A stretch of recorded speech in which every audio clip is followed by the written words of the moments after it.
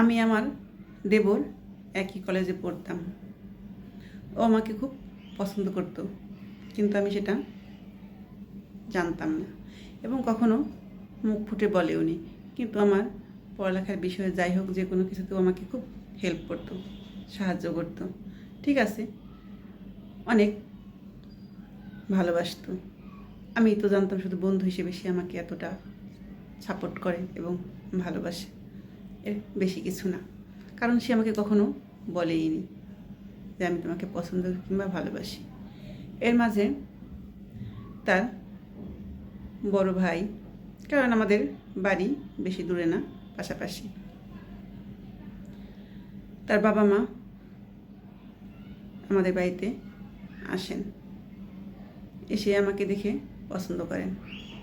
একদিন তার বড় ভাই আসলো এবং সে দেখে পছন্দ করলো। ঠিক আছে, তারপর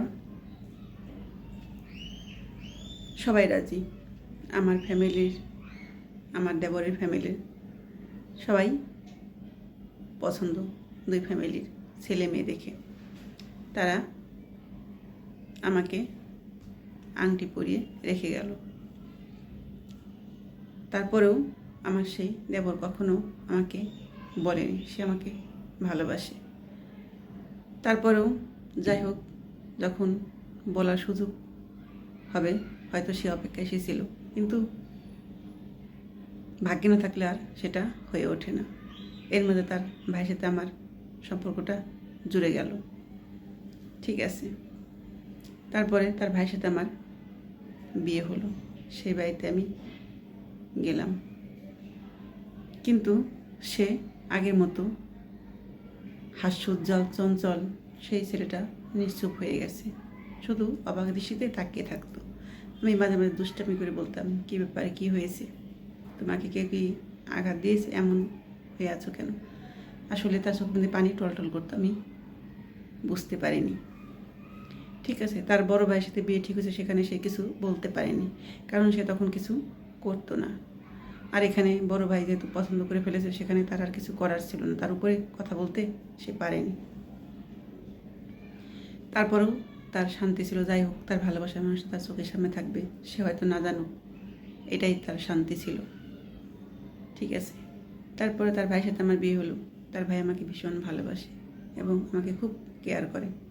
ঠিক আছে, আমার ভালো লাগা মন্দ লাগা সব দিকেই তার খুব যত্ন। পাশাপাশি আমার বাড়ির কাজকর্মে আমার দেবর আমাকে খুব হেল্প করতো। ঠিক আছে, আমার একটু অসুস্থ হলে, জ্বর হলে খুব কেয়ার নিত, কী লাগবে না লাগবে। আমার স্বামী তো করতো, তারপরে ও সে আগের মতোই কলেজ লাইফের মতো আমাকে অনেক কেয়ার করতো। ঠিক আছে, তারপরে আমি একদিন দুষ্টামি করে বললাম, তোমার চাকরি হলে সুন্দর একটা বউ এনে দেবো তোমাকে। সে বলে, আমি আর কখনো বিয়ে করবো না। আমি বললাম, কেন বিয়ে করবে না কেন? মনের ভিতরে একজনের জায়গা দিয়েছিলাম, তাকে বসিয়েছিলাম, সে আমার সবটা জুড়ে আছে। হয়তো সে অন্য কারো হয়ে গেছে, তারপরেও আমার চোখের সামনে আছে, এটাই আমার শান্তি। আমি আর জীবনে বিয়ে করব না।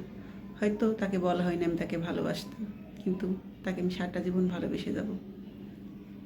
আমি বললাম, কে এমন ভাগ্যবতী যে সে তোমার সবটা জুড়ে আছে, তার বিয়ে হওয়ার পরেও তুমি তাকে আজও ভালোবাসো, তাকে ভুলতে পারবে না এবং বিয়েই করবে না, আমাকে একদিন দেখাবে?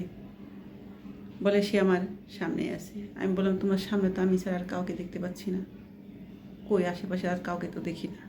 বলে, আছে, আমার চোখে আছে, আমার মনে আছে। কথা অন্যভাবে ঘুরিয়ে নেয়, আমিও ঠিক বুঝতাম না। ঠিক আছে, ও চোখের ভাষা আমি কখনো পড়িনি। আসলে কেউ কাউকে ভালো না বাসলে তার চোখের ভাষা বুঝতে পারে না। ও আমার একজন ভালো বন্ধু ছিল, জাস্ট আমি এটুকুই ভাবতাম, এর বেশি কিছু না। তারপরেও আমার দেওর হয়ে গেল। ঠিক আছে, আমাদের সম্পর্কটা বেশ মধুর ছিল।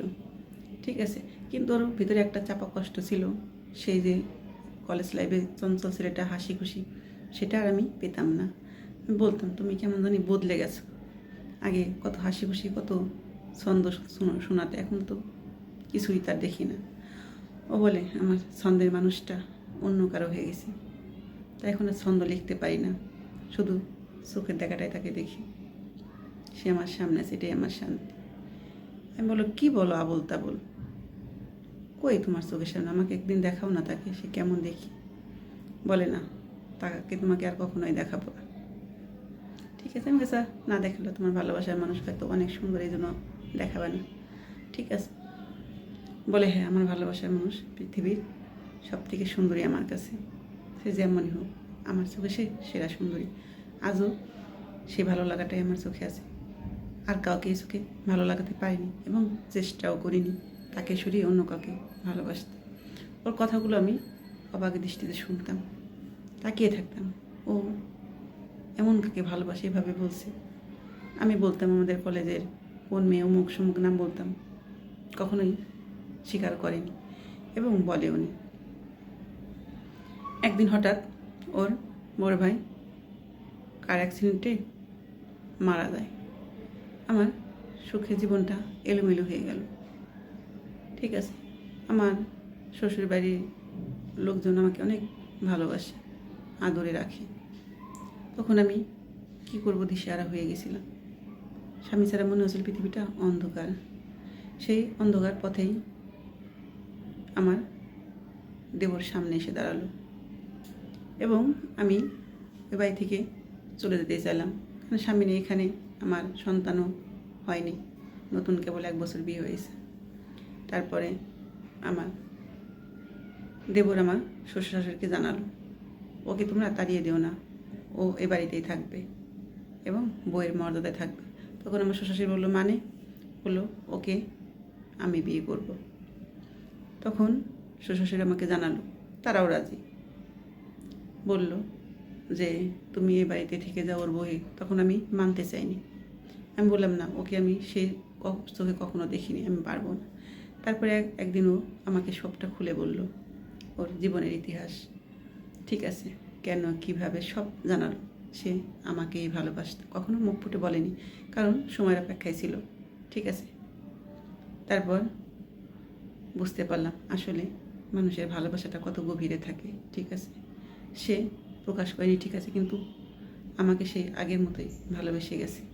সেই চোখে দেখেছে, বিয়ে হওয়ার পরেও সে তার ভাইয়ের বউকে সম্মানটুকু দিয়ে এবং তার কাছেই রেখে দিয়েছে। তারপরে আমার ফ্যামিলিও রাজি। ঠিক আছে, তখনও সুন্দর একটা ব্যবসা করে, ভালো টাকা ইনকাম করে। বাড়ি থেকে মেয়ে দেখছিল বিয়ে দেওয়ার জন্য, কিন্তু ও করছিল না। আসলে ভাগ্যের পরিহাস, কার ভাগ্যে কী থাকে কেউ বলতে পারে না। হয়তো এভাবেই ওর কপালে আমি ছিলাম, তাই এভাবেই ওর ভাইয়ের স্ত্রীকে মেনে নিল। ওর ভালোবাসার মানুষটা অন্যভাবে ওরই হলো।